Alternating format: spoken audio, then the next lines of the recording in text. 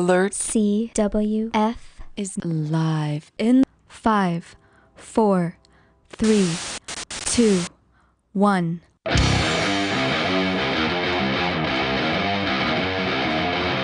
stuck here in the middle of nowhere, the darkness slithering to grapple to me. I look within to find the things that I don't always see.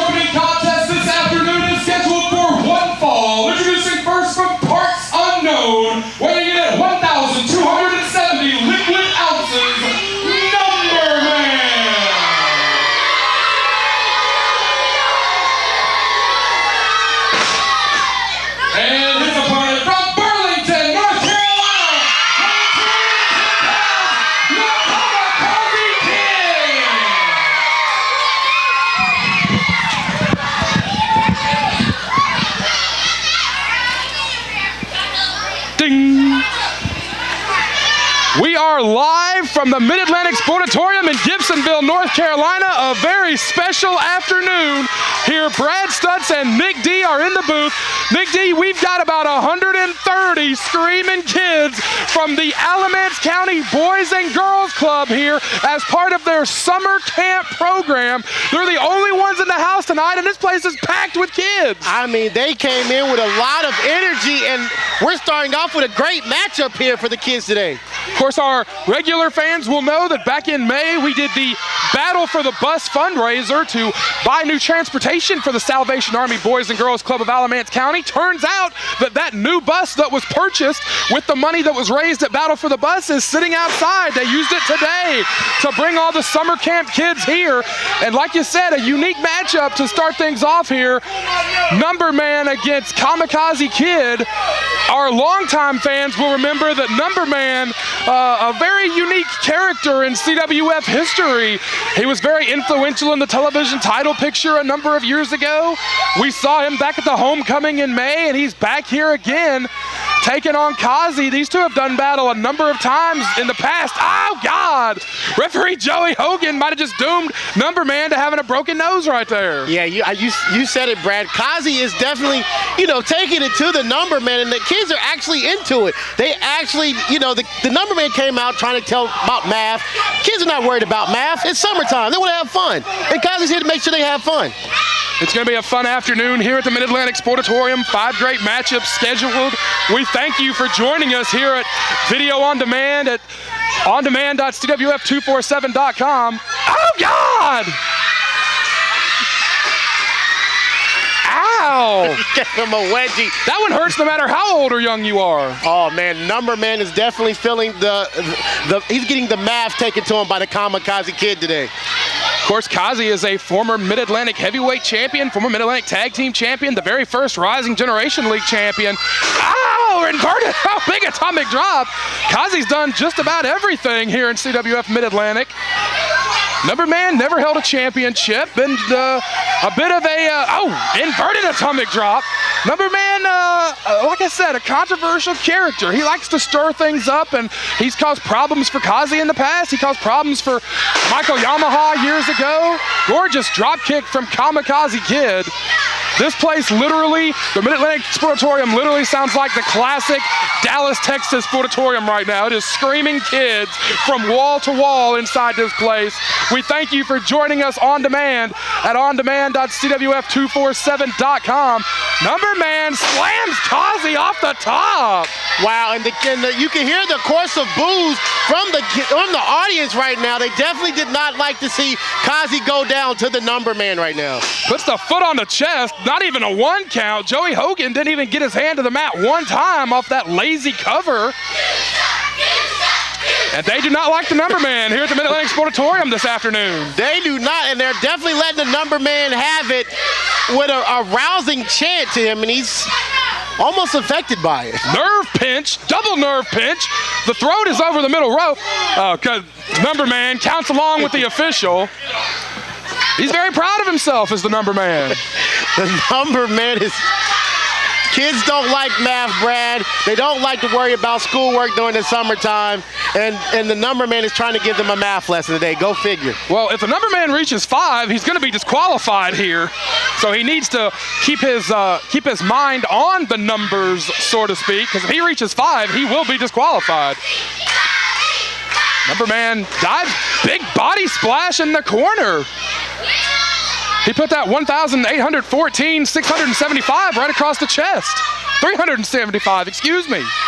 Bulldog again with this lazy, pathetic cover. The confidence in number man is really getting carried away, Nick D. Yes, it is. I mean, he's, very cocky with it. But in retrospect, the kids are going crazy for Kazi, hyping him up, and Kazi's feeling it from the crowd. It's not looking too good for the number man right now. Well, that's to be expected. Kazi, one of the most popular wrestlers ever in CWF history. Doesn't matter if we go to the Salvation Army Boys and Girls Club. Doesn't matter if we're right here in Gibsonville. Doesn't matter if we go to Statesville, Charlotte, Lexington. There's a good cover, finally, from number man. I was saying it doesn't matter where we go in the Carolinas. Kamakazi Kid, pretty much beloved everywhere. Undeniably, if we were going to compile a list of the most popular wrestlers in CWF history, you got to think he would be at or very near the top of that list. Absolutely. Big suplex from the number man. You might even say it was a textbook suplex from the number man. Number man is finally smartened up and put his body weight on Kazi. That's giving him 2 big 2 counts here. You're just not going to put a former Mid-Atlantic champion like that down with a lazy cover, and he's going back to that big nerve pinch. Number man is actually smarting up. He's actually going, Brad, if I would say, a scientific route in this matchup now. Went for the arrogantness, and now he's back to the scientifics of taking Kazi down. Kazi measures him, gets him right in the sternum. Again, right in the breadbasket. Kazi breaks the nerve hold, heads up. Oh, big boot up. Big stunner from the number man. Kazi's down. Number man could score a big upset right here. Wow, if he gets the stunner and actually is able to beat him, you're right, it's a big upset. 2 count? No. Again, another cocky pin from the numbers, man. You would think he will learn by now. You can't put Kazi down with a cocky pin like that. Well, at least he had a little bit of weight on his chest there on that one. But yeah, you got to get those shoulders down. You got to get your weight on the shoulders. You really have got to put Kazi down. Number man has hit a couple of good-looking moves here. This is only his 2nd appearance in CWF in a number of years. He was part of the Homecoming Battle Royal back in May, and now he's back here tonight. Not really showing the signs of ring rust necessarily. His work, so to speak, looks good. It's just those cocky covers that will get you every single time. Absolutely, and you can tell that now Kazi's actually starting to smarten up. He's almost using physics at this point in the matchup. Big clothesline! Just about took the masked head off of the number man. If I would say so myself, Brad, I'm sensing that it might be an ending of numbers for the number man right now. His number may be up. Big scoop. And a huge slam from Kazi. Kazi has had control of about the last minute or so of this contest. Number man is in bad shape on the canvas. He's hurt bad. Kazi, gorgeous Bret Hart style forearm smash off the top, covers him. Only 2. The kids were coming up out of the bleachers for that near fall. Yeah, only a 2 count. It's almost like the kids thought it was going to be 3, and they were able to get it. He was able to kick out in the nick of time by the numbers man. Well, that was the first time that we've seen anybody come off the ropes here this afternoon in our opening contest, and I think you're right. I think the kids thought that big smash off the middle rope was going to get it.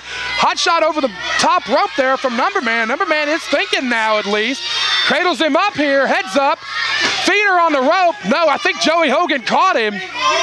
He did catch him. Joey Hogan, rookie referee Joey Hogan is not going to take no crap from anybody here. And he's definitely not going to take it from Numbers Man.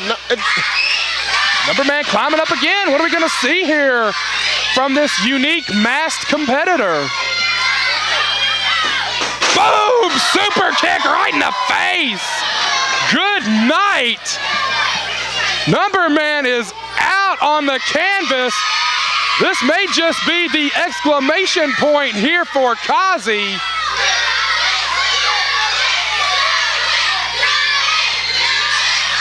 Boom! Swanton bomb!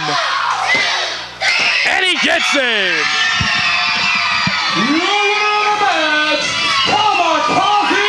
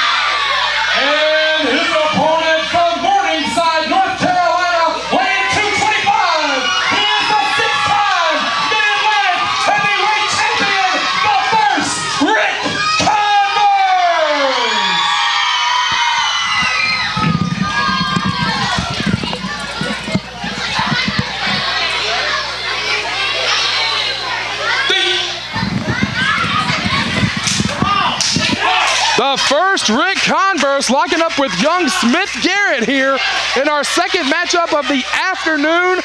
And Nick D, the Boys and Girls Club kids, the summer camp kids that are here with us this afternoon, absolutely thrilled to see the former six-time heavyweight champion Ric Converse. Absolutely. The minute he walked through the entranceway, the kids went crazy. Now, on the other hand, you got Smith Garrett, and the kids don't like him. Go figure. You want to talk about somebody that is full of themselves, somebody that's got a lot of confidence, that has got confidence beyond his years in wrestling. That's Smith Garrett. Smith Garrett in his rookie year here, making only a second or third CWF Mid-Atlantic appearance. But look at the confidence coming out of Smith Garrett. He's got that physique. He's got that attitude. You might even say he's kind of got that swagger to him, Nick D. Only less than a year in the business, but not short on confidence at all is Smith Garrett. Absolutely. He came up here to act like he owned the crowd. He acts like he was better than the crowd.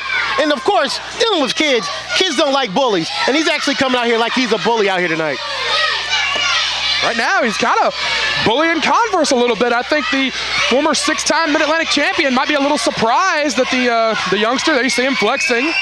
that the youngster kind of got over on him here early on. A little unexpected there. Converse has seen so many ring wars for years and years and years that it is a little bit surprising to see the young Lion kind of be a step ahead of him so far. Absolutely. And it's almost like I want to say, Brad, he kind of almost like he thinks he's better than Ric Converse right now. It's almost like he doesn't really want to be in the ring. He's out to show off.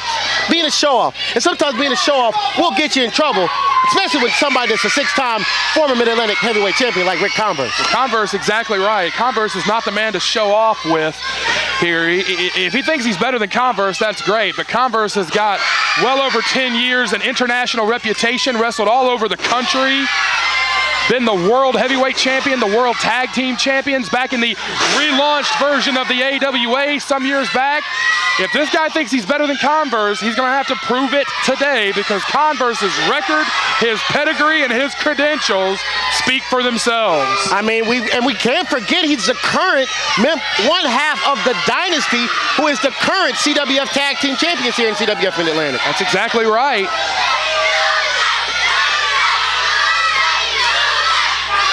This Smith-Garrett kid is actually, taking his time with Ric Converse, and the kids are actually letting him have it right now as they're asking him to get back in the ring. That's the right thing to do.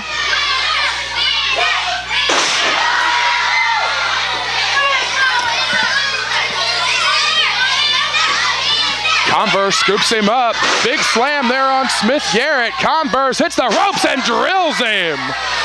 Cover from Converse.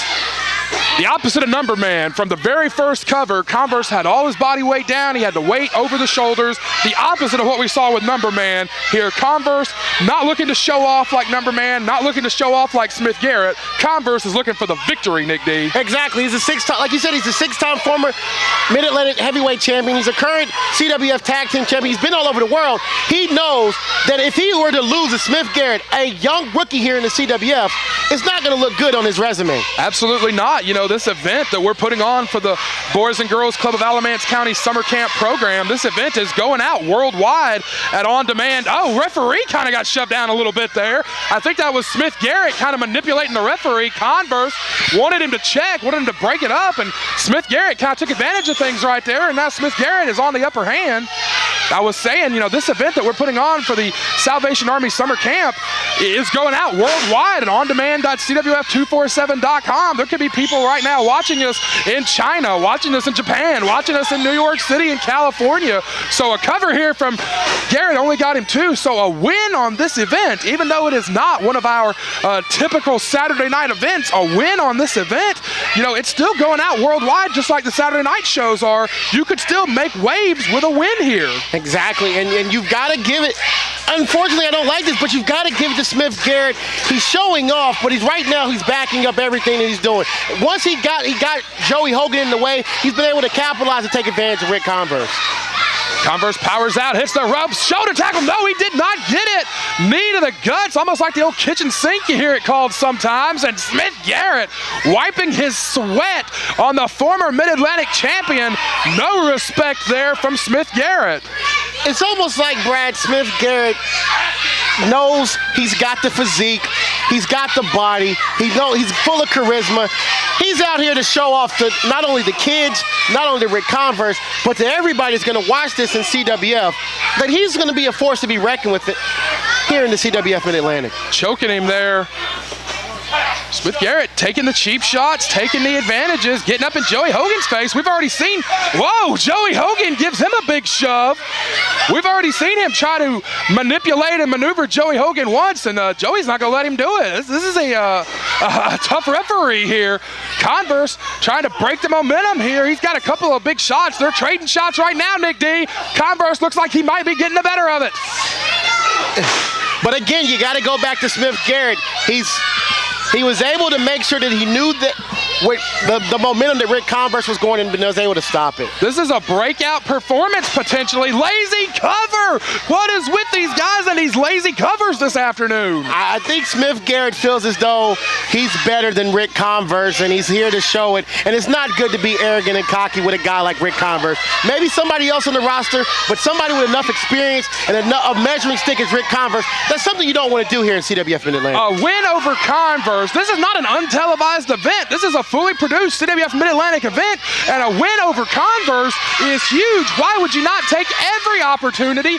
Why would you even bother with a lazy cover? Why risk it?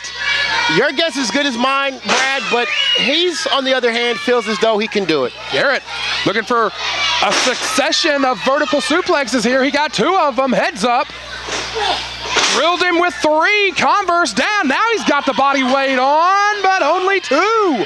Smith Garrett could have won this matchup and upset the Mid-Atlantic, the former Mid-Atlantic champion, current Mid-Atlantic Tag Team champion. But he's being too cocky and being too arrogant, messing with Joey Hogan, the referee, not staying focused on Ric Converse. Again, Brad, it's okay to be charismatic, it's okay to be cocky, but you've got to know when to do it. And right now, Smith Garrett is showing his rookie experience in the ring.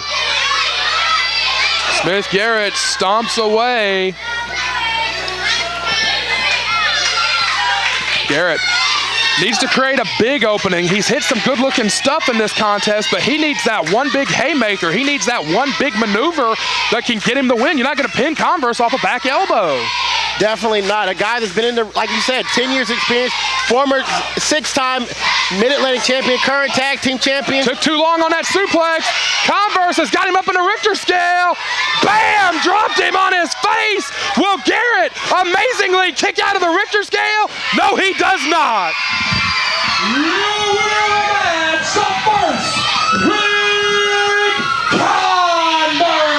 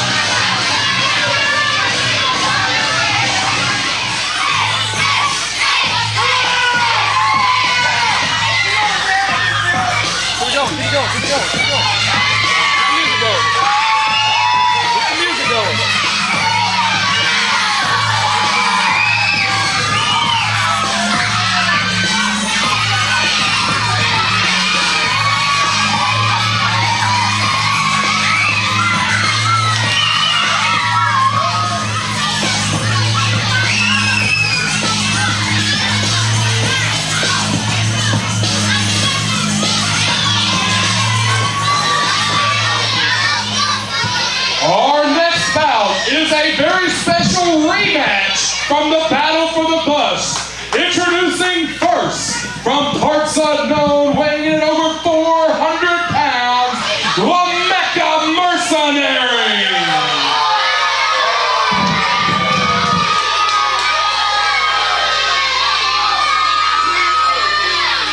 And his opponent fighting out of Akron, Ohio, this is the former television champion, Donnie Dollars.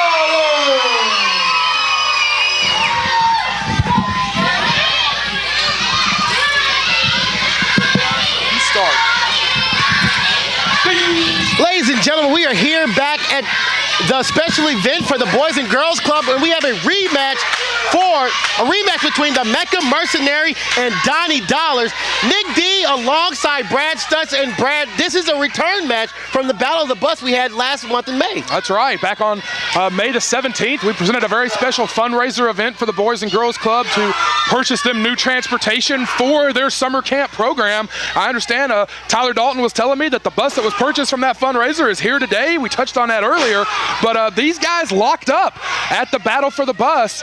Donnie Dollars came out the winner on that night, and Mecha Mercenary, always angry, always very intense, now has got an opportunity to redeem himself here in front of a lot of the same Boys and Girls Club kids that were at the battle for the bus. They're seeing this return matchup here as Mecha's got that chance to kind of erase that blemish off his record. Absolutely, and Mecha's the guy that you don't want to play around with. He has no allegiance to anybody, so Mecha comes to fight. So this should be a good matchup against two strong heavyweights, putting hook locking horns again one more time for the kids here at the Salvation Army Boys and Girls Club. Absolutely, he is a true mercenary. You know, I think he feels a kinship, so to speak, to Cecil Scott. But you know, if the chips were down, I can't say that he wouldn't turn coat on Cecil if the chips were ever down far enough. Like you said, he's a true mercenary with allegiance to nobody. And in retrospect, you have a guy like Donnie Dollars. The kids love him. I have to say this, Brad. So many kids, as soon as Donnie's music hit, the kids were actually dancing like it was a party in here. The kids love Donnie Dollars, and anybody that knows Donnie Dollars will tell you he loves those kids right back. Donnie and Mecha now look like maybe a test of strength. They lock knuckles here. Who do you give the strength advantage to, Nick D? We've got these two big bulls locked up here. Mecha's got maybe even as much as 200 pounds, probably not quite that much. Mecha's got the big weight advantage, but who do you give the strength advantage to, Nick? With a guy like, I mean, just picture it, pound for pound, you got to give it to a guy like Mecha, but Donnie's not a weak guy. Not at all, but the 440-pounder just powers Donnie to the canvas. But the thing is, Brad, Donnie was able to bounce right back up from it, and that's the will of a guy like Donnie Dollars. Doesn't take a beat down lightly and is able to get back up and keep on ticking. Here we go, gonna lock up again. Up, Mecha wants to go back to the knuckle lock. It did work out well for him initially, that test of strength. That knuckle lock did work out well for him the first time. No, cheap shots him in the guts. A guy like Mecha, you have to watch him. He is capable of doing anything in that ring. Shoulder tackle, no budge. The big man can't knock Donnie off his feet. Nope, not again. He overpowered him to begin with, but Donnie is standing his ground right now. It's that rope. Big shoulder tackle. Nope, nothing on the shoulder block. Again, the immovable force collides here with the indestructible object. No, shoulder tackle, no, Mecha, tight. Oh, Donnie, gonna fire up here. Donnie is definitely giving it to. Drop toe hold will do it. I was shocked by that leg drop. Donnie has actually found a way to take the Mercenary down, and Brad, you have to give it to him. If you can keep the Mecha Mercenary down and take him off his feet, odds are in Donnie's favor. Yeah, that was a smart move from Donnie. That drop toe hold will do it. If the brute force and the power doesn't do it, he just dropped the man down. Oh, we're supposed to be quiet, Nick D. The sound bounced off the walls of Gibsonville's Mid-Atlantic Sportatorium in the shadows of the Greensboro Coliseum. That was as loud a shot as we've heard in a while. It reckons back to the days of a Johnny Valentine or a Wahoo McDaniel here in Gibsonville. I'm surprised nobody on I-85 or I-40 heard that shot that the whole Sportatorium heard. Clothesline, nothing. Donnie charges. Clothesline, nothing. Donnie has not been able to take the big man off with power. I think he needs to stick to finesse. Oh, God, clothesline over the top, all the way to the floor. Donnie turned head over heels on the floor. That was as bad a crash as we have seen all afternoon. Joey Hogan is right there. We may see our first count out of the afternoon, Nick D. We might. The kids are actually rooting for Donnie right now, trying to make him pull through, but Donnie is down. That was a severe clothesline by Mecha. That was a terrible crash. Mecha coming out to the floor here. With some words for the kids. Mecha don't say a lot, but when he does, you better listen to him. Oh, Donnie trying to fire away. This is dangerous with these two big bulls fighting on the floor here. right in front of the 130-plus Salvation Army Boys and Girls Club Summer Camp kids that are here. This is a dangerous situation. If one of these big behemoths falls on this front row, they're going to take out 12 to 15 kids. That will be the true definition of a 3D show, Brad. Undeniably so. Mecha in. Donnie going to follow him in. Does not look like it will be a count out at this point in time. Oh, charges. Kick Donnie right in the back of the head. Donnie, I think, was taking that moment there to kind of regroup, get his bearings, what have you, and Mecha just put that gigantic, probably size 15 or 16 boot right in the back of his head. Absolutely. Mecha is actually, like I said earlier, he's a guy that you don't want to tick off. He's very serious when it gets to he's full of rage. And like I said, when he turns on all the way. Oh, 440 pounds on the chest, my word. Definitely not a good feeling, and Donnie can tell has been taking a beating in this matchup tonight. Cover from Mecha. Woo, I thought it was going to be 3 right there. When you've got 440 pounds laying on you like that, it can very easily be a 3 count. Absolutely, and the kids, surprisingly, Brad, are still rooting for Donnie Dollars right now. You kind of hear whispers of a Donnie chant going on back and forth and claps. They're not giving up on Donnie Dollars tonight. Mecha charges. Oh, all the weight goes over the throat of Donnie Dollars, my word. And you can hear the resounding of boos from this crowd. This crowd does not like Mecha. Mecha is challenging this kid in the crowd to a fight.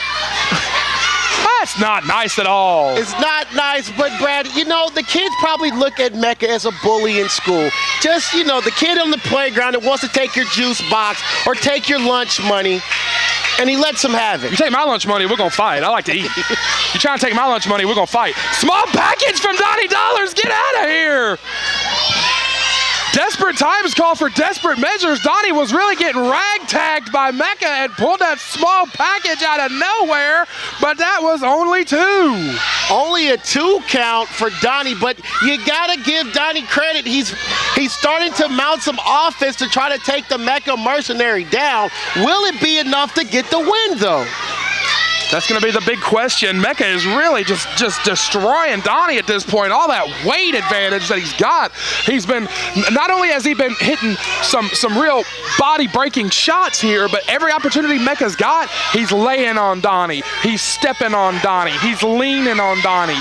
He's using that 440-pound weight every opportunity he gets. Mecha, we don't know a lot about him. We don't know what he looks like outside of that mask. We don't know how he really communicates with people, but I can absolutely tell you just from watching this match, Mecha learned from that first match against Donnie back at Battle for the Bus, and he does not want to repeat those mistakes tonight and come up with a loss. Absolutely, and I failed to mention that once Donnie took that clothesline from the outside, at first Donnie has not been the same. Good God, another huge clothesline. The Mecha Mercenary looks absolutely unstoppable this afternoon. Cover, this might be it right here. Cover 2, 2, 2, 2. Donnie just barely got the shoulder up. Of course, anyone that has not seen the first meeting between these two can do so right here at ondemand.cwf247.com. Look for the Battle for the Bus link. It was a great event. Andrew Everett, Cross, and Show Smooth took on the Aftermath. Arik Royal defended the Mid-Atlantic Championship in one of the wildest Mid-Atlantic title matches we've ever seen, but saw the kids from the Boys and Girls Club get involved. Don Cronodal gave the Cobra Clutch Challenge, and so many more big matchups that took place. If you're on ondemand.cwf247.com right now and you have not seen it, scroll through until you find the Battle for the Bus event in May and check it out to see the first matchup between these two and so much much more. Donnie now has created an opening, Nick D, but you can tell the look on his face, the speed of his body's movement, you can tell he's really been hurting this thing. From the clothesline to the outside, Donnie has not been the same since. He's able to get the offense, but it's not enough firepower against Mecha right now. Whip got nothing. I think that was a strategic misstep from Donnie to try to Irish whip this big monster. Clothesline takes Mecha down. Donnie has got to do something with this opening here. He's got to do something with this advantage. Another big clothesline. He's got to make it count. Here we go. Donnie, boom, drills him again. Some payback, some receipts from those big clotheslines. And Donnie says he's going to slam the big man. Does he have enough gas in the tank to do it? 440 pounds. If he does this, Brad, this roof might come off. Mecha goes to the eyes. I tell you, I said it earlier, this is a smarter Mecha Mercenary than we have ever seen. Going to the eyes, using his body weight. This is a Mecha Mercenary that wants to be a champion. This is a Mecha Mercenary that wants to realize his potential here tonight. Heads up. Elbow drop, got nothing. Donnie's got to do something now with this opportunity. Those three big clotheslines took the big man down, but Donnie did not fully capitalize. What the hell? Richards and Miller are out here. Miller just ran past us. Nick Richards and Jason Miller have been the constant thorn in the side of Donnie Dollars for months now. Good Lord, black hole slam. Joey Hogan is getting Richards out of the ring. You've got to be kidding me here. Oh.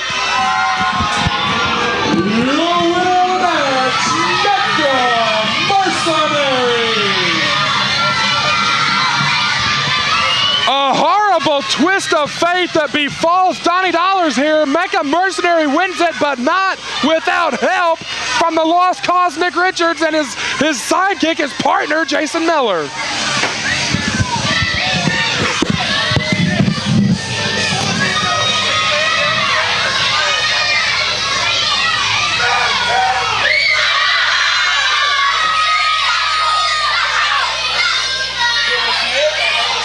Great, David, great. Give it a minute.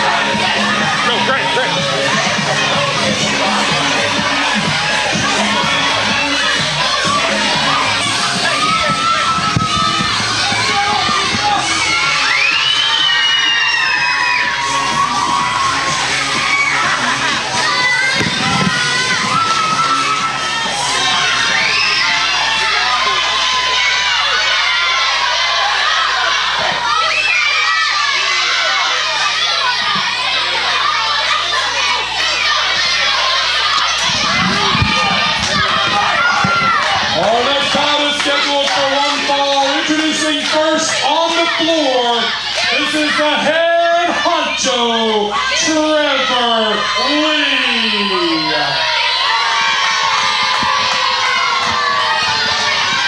And his opponent, give it up for Josh Bishop.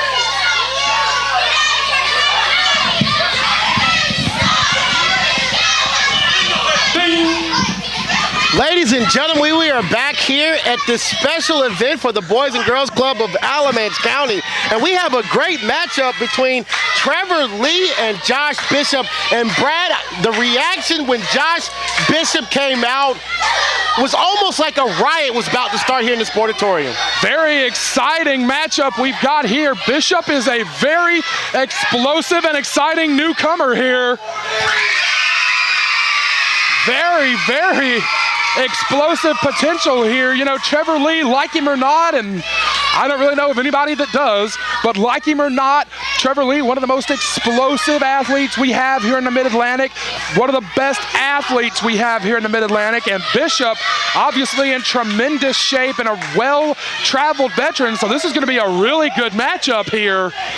These two locking up. Bishop, our longtime fans know that Bishop, not a newcomer to the sport, competed in the very first CWF Rumble back in 2001, took time away from wrestling, joined our armed forces, served very honorably overseas for a number of years, now has come back to the CWF Mid-Atlantic rings, and boy, does Bishop have himself in great, phenomenal physical shape.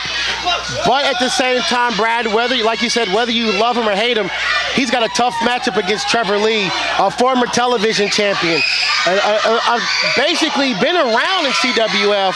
It's no mistake, and Trevor has the talent to someday be heavyweight champion here at CWF Mid-Atlantic. No, you're absolutely right. Like, no matter how you feel about Trevor Lee, you cannot deny his talent, his athletic ability, his God-given ability. One of the best athletes, one of the best wrestlers we've seen come through CWF Mid-Atlantic in a number of years, and it looks like he may be content to take a count out.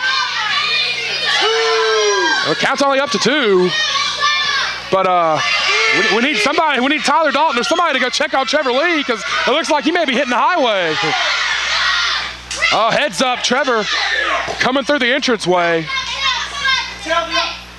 I challenge every single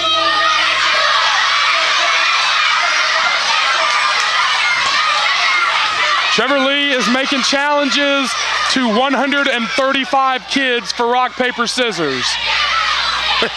Oh, God.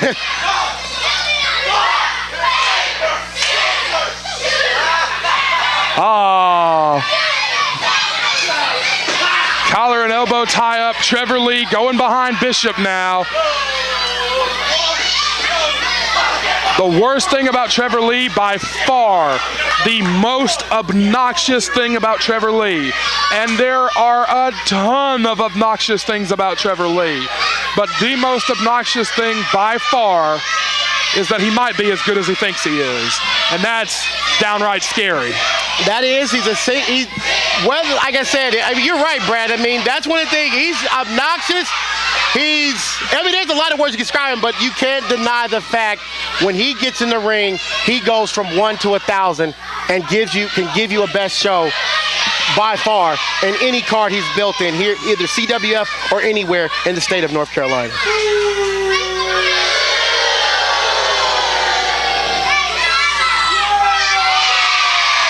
I think the crowd prefers Bishop.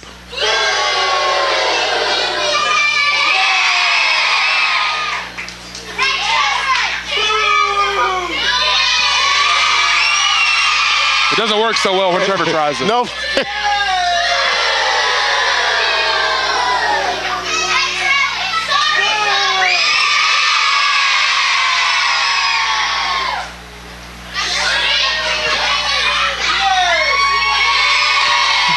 They like the referee more than they like Trevor Lee. As do I.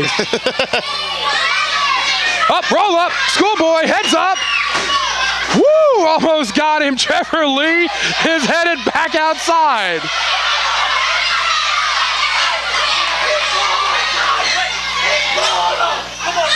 Would we call those tights? I don't know, but one thing is for sure, Brad, I have have to say, ironically, I think Trevor knows what he's doing.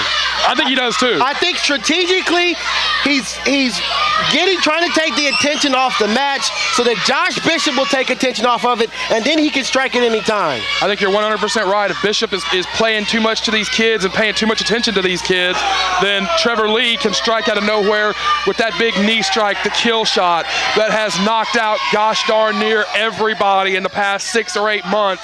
Ever since National Pro Wrestling Day, that kill shot has knocked out people and broken jaws right and left. Trevor Lee now standing over Bishop.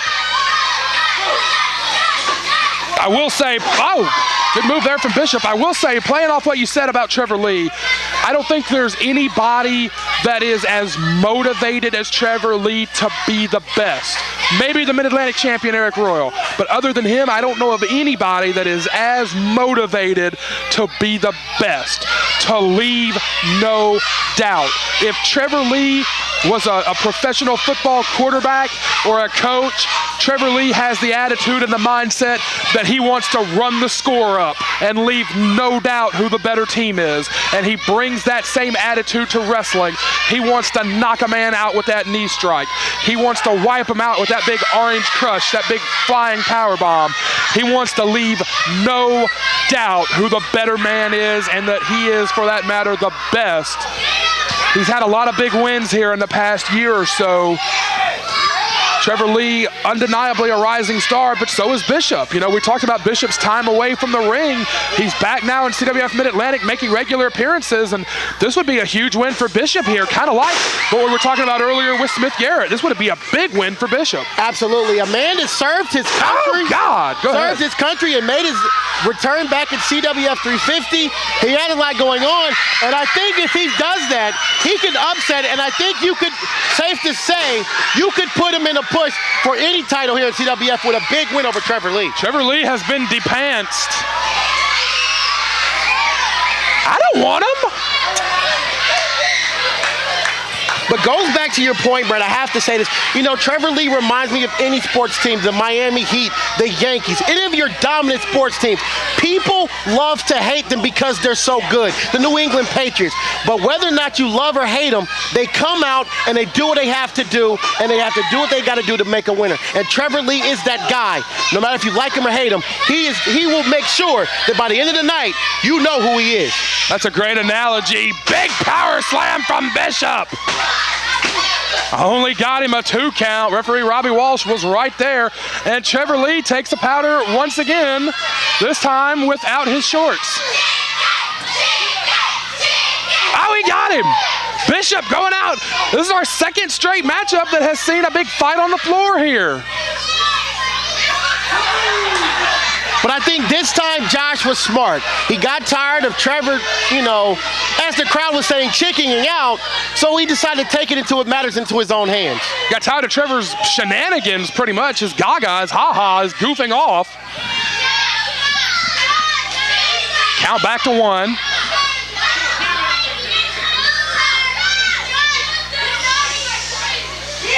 Oh, Bishop, just like you called it earlier, Bishop was talking to the crowd and got cut off by Trevor Lee. And at a time like that, that's where you have to give advantage to Trevor.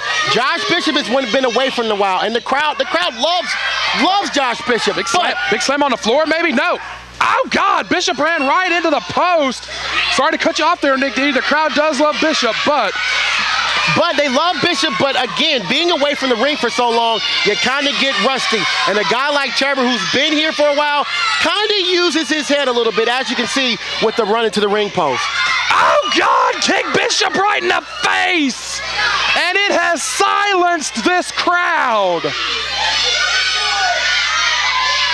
Trevor Lee is a guy who knows what he's doing, and he's bouncing around. He's seeing what he can do right now, and the kids are into it. But again, he's got Josh Bishop on the ground, and maybe this is a turning point in the match that might be in favor of Trevor Lee. A kick to the ground by Trevor, taunting the crowd again, seeing what he can do, taunting the crowd some more, while Josh Bishop is on the ground. Boys and Girls Club wants to see Josh Bishop pull out the upset here. It is not looking good right now as Trevor Lee is standing over him strong.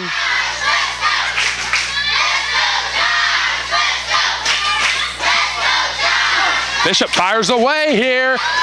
Got to make the most out of this opening. Oh, good Lord!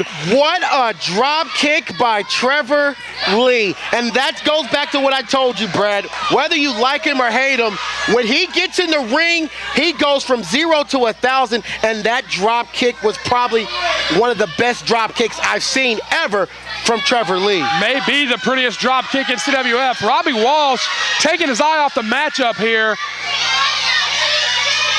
That was a pretty cheap misdirection of the official, I gotta say. Robbie Walsh needs to get his mind in the matchup here and not be so easily manipulated by Trevor Lee. Oh, come on, Robbie, you've got to pay attention. Again, that's a veteran move by Trevor Lee, being able to distract Robbie Walsh, knowing where he's at and able to use his shorts, tights, to use it to his advantage. They kind of look like the boxer shorts that you find at the bottom of your drawer on laundry day when everything else is dirty. But nevertheless, Trevor Lee using them to his advantage. Bishop fires away. Big elbow. Trevor Lee, so smart, so good at what he does. But again, Brad, that's where you go. And he knows it, as you can tell by the cocky poses in the ring. He knows, as well as he knows, that he's one of the best here in CWF. And he doesn't mind telling you that either. No, he does not mind at all. Oh, rake in the face now. Got the fingers in the nose and the mouth. Robbie Walsh needs to break this. That count is a little slow for my liking. Trevor is actually taunting the crowd, and in essence, he's taunting the crowd, and the crowd is silenced right now. They don't know what to do because Josh Bishop is on the ground. It's starting to come up a little bit for Bishop, but you're right. When Trevor Lee is on offense, he's shut the energy of all these kids down. And, you know, people that have been in the ring can tell you the energy of the crowd can affect you in so many ways, positively and negatively. Trevor Lee is trying to reduce the negative effect it has on him. Bishop wants that positive energy to keep him motivated. Oh, God, gut wrench. Trevor Lee here. Boom, he makes it look easy on Bishop. Only 2, says referee Robbie Walsh. Again, now that's a mistake that Trevor can make. And before, Josh Bishop was playing to the crowd, but it looks like now Trevor's using the crowd. He's kind of jawing at the crowd a little bit too much, and that could come back to affect him as well. Because he's constantly going and jarring at the crowd, getting them involved, and taking his time off Josh Bishop. Now Trevor Lee again stalking Bishop. Raking at the face. He's got a break or he will be disqualified here. Ah, that's disgusting. Giving the finger to... Only a count of 1 here from Bishop. Still got fire in him, still got gas in the tank, so to speak. It looks like the crowd is starting to get behind Josh Bishop again. But as you said, Brad, this crowd is still, they don't know what's going on. You hear a little bit of cheers going for Josh right now, but it's not much. Bishop sent into the buckle here from Trevor Lee. Elbow smash, Trevor now. Again, mouthing off to the crowd here. Oh, God, body shots. You don't want to get knocked off those ropes. That's a terrible fall to the canvas. Bishop looking good here. He needs to hit something big right now. This is a big chance right here. Tornado DDT, perhaps. Boom, into a bulldog. Good move there from Bishop. Is that enough to keep Trevor down? You said he needed a big offense, Brad, and that was a huge move. But is it enough to keep Trevor down? With Bishop taking this much time to kind of regain his composure and know where he is in the ring, I'm going to say no. If Bishop had dove right on top of him immediately for the cover, maybe. But Bishop is needing this time to compose himself. He has absolutely been beaten up by Trevor Lee. There's no doubt about that. Fires away here. Again, Trevor Lee is dazed and confused. No, he's not. I think Trevor was playing a little possum there with Bishop. Backdrop, no! Against the knee of Bishop.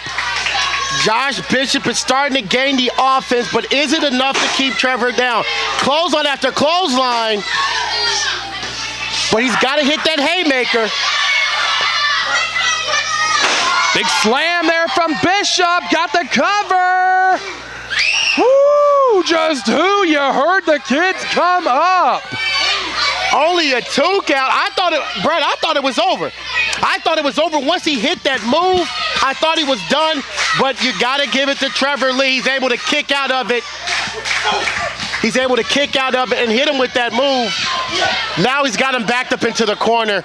And again, if that was not enough, I'm not sure what to say about Josh Bishop at this point. He has gave him everything he's got. Trevor Lee is a disgusting human being.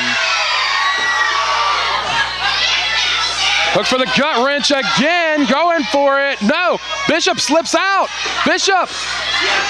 Oh, knee strike, got nothing. Hooks the leg. He got him. He avoided the knee strike and he won the match. Your winner of the match, Josh Bishop. Great move from Bishop. He avoided the knee strike and he won the match. Great thinking.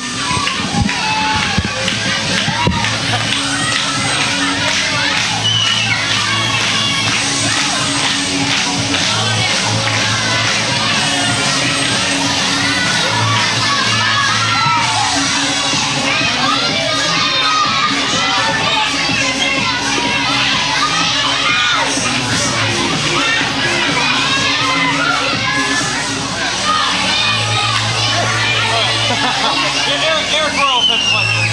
Say what? Arik Royal said to play here. Arik Royal what? Arik Royal said his music. Good fun. I know. Well, I asked.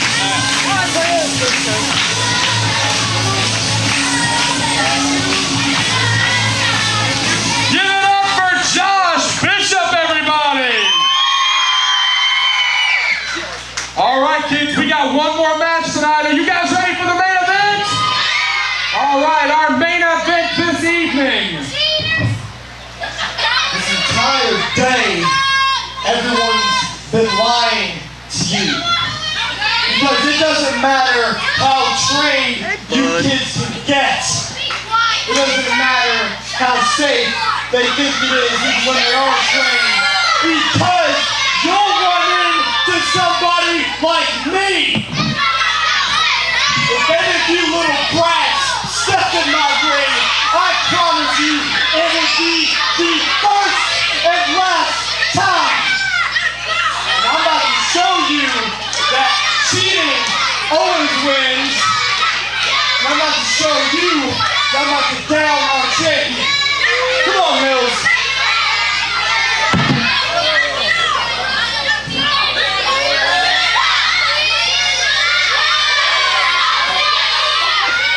Our main event this afternoon is a tag team bout scheduled for one fall. In the ring at this time,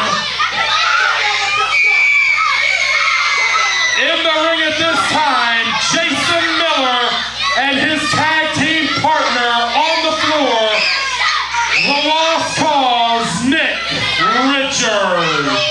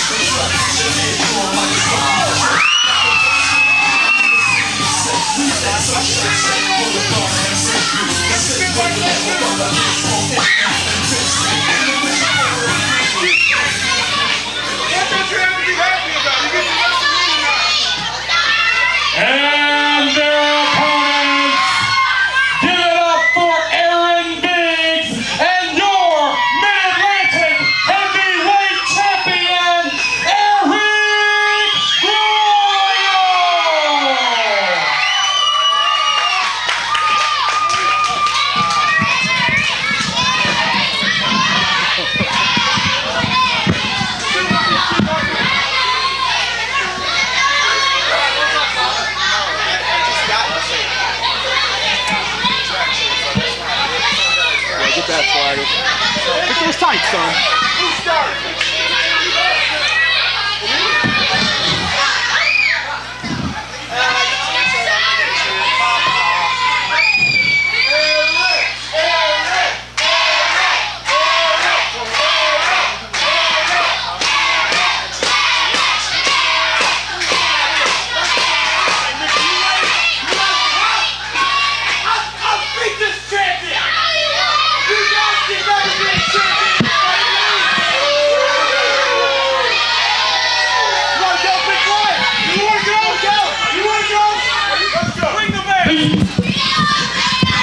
It is main event time here at the Salvation Army Boys and Girls Club Summer Camp. Absolutely came alive for the Mid-Atlantic Heavyweight Champion, Nick D and Brad Stutts in the booth. And Nick D, we talked about it earlier with Kamakazi Kid. We touched on it earlier with Converse. There are some wrestlers that just have that magnetic personality that just attracts attention, that attracts adoration from the fans wherever they go. And I don't know that we have ever had a champion that personified that as much as Arik Royal. Arik Royal, to me, is a guy that is the personification of a true champion. Once he steps out that curtain, the fans go crazy. And for him to team up with a guy like Aaron Biggs against a team of Nick Richards and Jason Miller, we should be in store for a great main event here tonight. Undeniably so. We thank everyone that has joined us here on demand.cwf247.com. We invite you to check out all the other events that are available. Absolute Justice 2013. Many are calling it the best pay-per-view in CWF history, including the street fight between Arik Royal and Zane Dawson and the incredible Ultra J Crown Championship match between Trevor Lee and Andrew Everett. We got that. We've got all our Mid-Atlantic Sportatorium events available on demand, as well as special match packs featuring your favorite wrestler. So we encourage you to keep scrolling around and checking out ondemand.cwf247.com. Undeniably something for everyone on our video on demand site. Right now the champ and Jason Miller started out here. Champ with a big headlock takeover. He's putting that weight at 265 or so on the chest of Jason Miller. Well, you've got to say it, bro. Arik Royal has been on a tear, coming off a tremendous win against Zane Dawson at Absolute Justice with the street fight. He's actually preparing himself to defend the Weaver Cup title as that. So this is a good tune-up for him coming up for the summer of the Weaver Cup coming up this summer. That's right. The Weaver Cup tournament runs from July 6th, this Saturday, all the way down to August 17th at finals night. Arik Royal done something that no man has ever done before. No man has, big foot in the sternum in the midsection. No man had ever won the Weaver Cup tournament twice. Arik Royal not only won it twice, he won it twice in a row in back-to-back years. So he is going for the three-peat here in 2013. And of course, one of the men that's entered in the tournament this year is on the apron, Nick Richards. So it's not inconceivable that Royal and Richards might not end up crossing paths as the tournament unfolds all summer long. Absolutely. We could be looking at a preview for an upcoming match in the Weaver Cup between Nick Richards and Arik Royal. Undeniably so. Richards to advance in the tournament, Richards will have to get past Andrew Everett in the first round. That's this Saturday at Opportunity Knox. Richards trying to wrestle with Big Aaron. I'm not sure how well that's going to work out for him. You know, Nick Richards is a guy that Brad will take on that challenge. Ever since Madness in Any Direction, Nick Richards has a vendetta out to prove to everyone. And he is taking on every challenge. And not to mention, he's got a guy like Jason Miller in his corner. So Nick Richards isn't scared of anybody. And he wouldn't be scared of Aaron Biggs as well. These are two guys that hate the world pretty much. They think so little of wrestling, so little of the wrestlers, and so little of the fans, they don't even bother with ring gear. They just wear whatever they've got laying around. These are two guys that have no respect whatsoever for the industry, the sport, or the fans. Big Aaron measuring Richards. Big clothesline.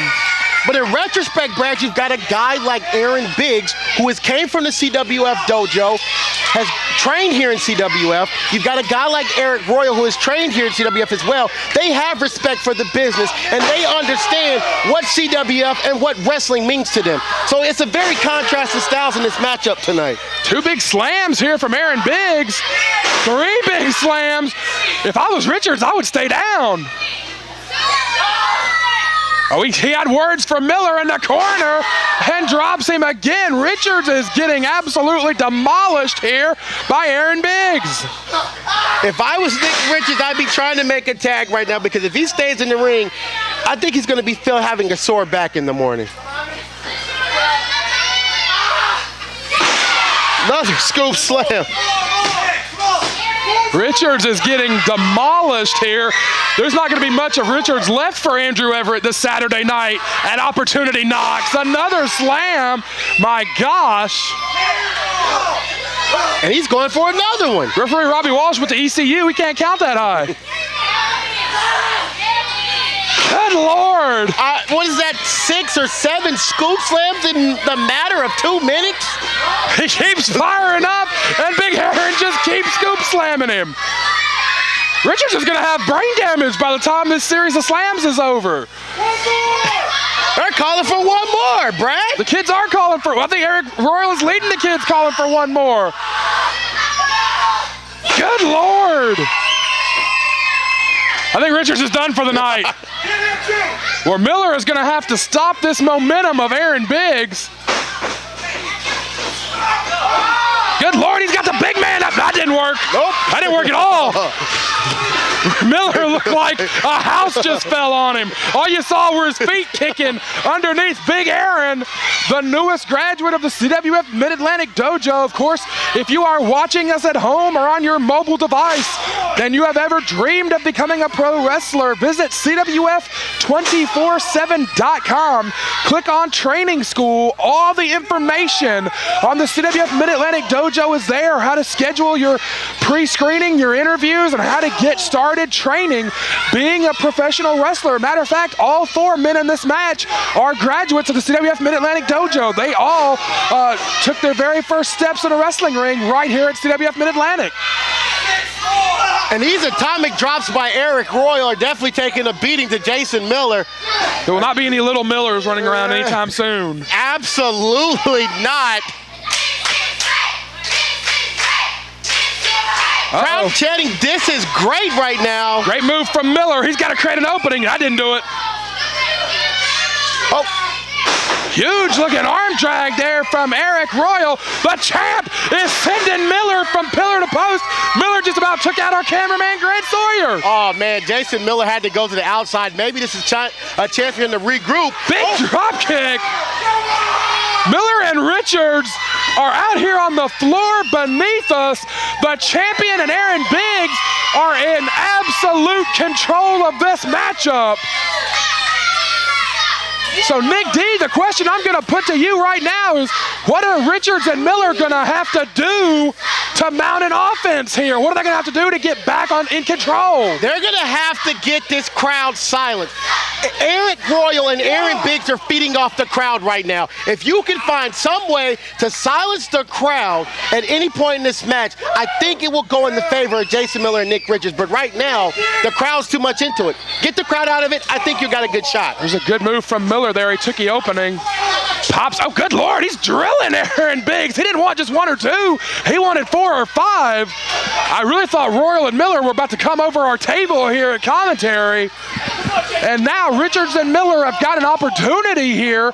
They've got the champ isolated. But are these guys too beaten up now to capitalize on the opportunity that they have? And that's a good point. Right now, if you cut off the ring in half and you're able to cut the ring off in half, you've got a good shot at winning this match. And keeping Arik on the outside, keep working on Arik and get him down. Hey, Jason Miller and Nick Richards had a good shot. Good God, it sounded like a shotgun blast went off in here a second ago.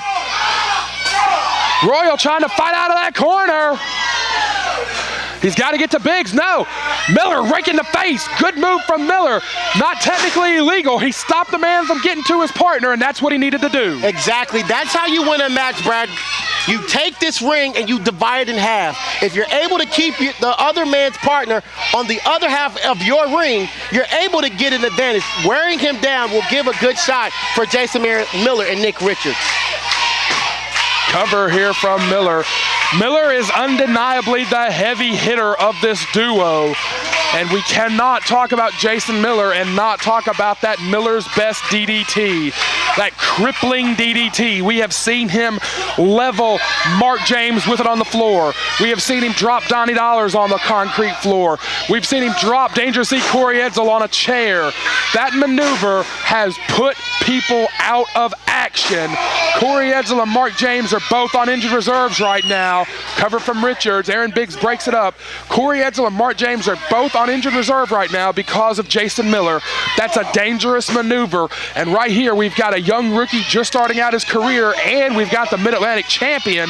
Either one, if either man gets dropped with that DDT, it's going to alter the trajectory of their career. Arik Royal, if he gets DDT'd on the floor here tonight and is out of action like Mark James, he could lose the title, he could lose the Weaver Cup, he could lose his opportunity to three-peat. Arik Royal has got a lot to lose here against these two dangerous people, Nick Richards and Jason Miller. Absolutely. I mean, you can't say it enough. Jason Miller, since aligning himself with Nick Richards, has been more of a sinister looking. Like you said, the DDT has put guys out. Mark James, we haven't even heard from him. We haven't heard anything on his condition other than the fact that he hasn't been here. Corey Edsel was laid out. He's hurt. Those guys are on a path of destruction. And if that path crosses the Mid-Atlantic heavyweight champion here, like I said, it could have dire consequences. That could become a developing story as this match continues. Miller looking for a slingshot. Boom, that's about 230 or 240. Slingshotting over the ropes like a light heavyweight. That's a good move from Miller, a good athletic move.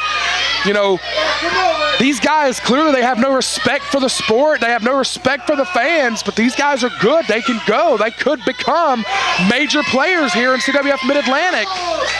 And if they can knock the champ off right here, that will certainly help their stock and help their credibility with the matchmakers and the fans. Look at Miller just jaw-jacking with Aaron Biggs, taunting him, trying to get him to step in the ring. Of course, if Biggs steps in the ring, Nick D, Robbie Walsh will go to Biggs, and it will create an opening for Richards and Miller. So this was a good move from Aaron Biggs to not take the bait, so to speak. Exactly. Both of them know. You got to understand, Nick Richards and Jason Miller know where they're at in the ring. Aaron Biggs is kind of young and still unpolished a little bit, so they kind of know what they're doing. And keeping Eric down, keeping Aaron Biggs on the outside is a favorable move for the team of Nick Richards and Jason Miller. I tell you, that was some great strategy right there, like them or not. Eric dove through Miller and almost made the tag. Miller not only buckled the arm so that Eric literally could not extend his arm to make the tag, but Richards was right there just to distract Aaron Biggs long enough that they could make sure that tag didn't happen. That was a great strategic move from the team of Richards and Miller. Miller now going for a cover here. Only two. They need to get on the same page, though. There he is. Miller was looking for Richards a second ago, and Richards was jaw-jacking with the crowd. These guys are working well together, Nick D, but not flawlessly. They still wrestle like two individuals. They don't quite wrestle like a team yet. And that could be a point where it could come to fault them later down the road. Not being on the cohesive page and not being able to work together. Situations like that, you could favor a team like Aaron Biggs and Arik Royal. We've got to mention this, Brad. They've teamed before, so they kind of have a cohesiveness as well. Like you said, not having that cohesiveness can come back to hurt you. You're absolutely right. Richards now got the head scissors. Arik Royal trying to power out of it. We might see an electric chair here in a moment. Is he going to walk all the way to the corner with Richards on his shoulders? No. Richards went to the eyes. Oh, electric chair. That worked out horribly for both men. Arik Royal is trying to will himself to make that tag. He's been waltzed across Texas here by Miller and Richards. Royal needs to make that tag. He's not far away. He's just got to shake those cobwebs out, Nick D. Exactly, but do you take, and because he took too long, he was able enough to get Nick Richards back up. And like I said, Brad, that could come back to haunt him. What can Arik do to mount some offense? But Enziguri like that could be something that can be an exact move to do that. That'll do it. He was inches away from Aaron Biggs a moment ago, and now I think he realizes he's wide and free. He's got the opening. Royal with 135 kids from the Salvation Army Boys and Girls Club behind him here. He's got to get to his corner. He's almost there. He's almost there. He made it. Aaron Biggs is in, and he's got destruction on his mind, I think. Big clothesline. Another big clothesline from Biggs. Biggs fires away at Miller and Richards. Richards down, Miller down. Bodies are flying faster than we can call it here. Aaron Biggs is in, stomping away here. Here we go. Richards needs to create an opening. Nope, he's not gonna get no Irish whip. Biggs is way too big for that.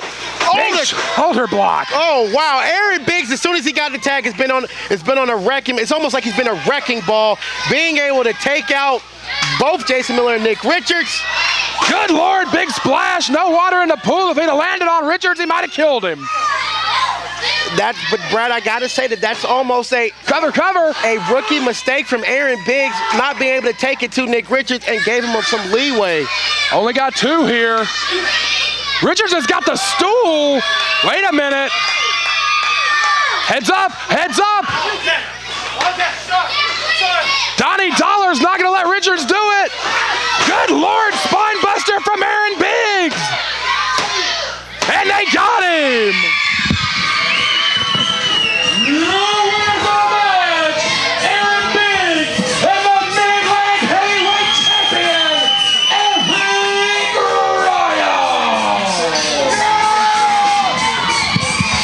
Well, thank you everyone who has joined us at ondemand.cwf247.com. Thank you for your purchase. Thank you for checking out these never-before-seen matches exclusively held here for the Boys and Girls Club Summer Camp.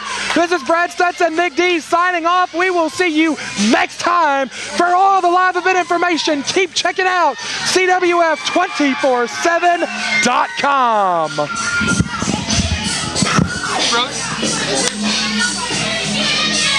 Let's give it up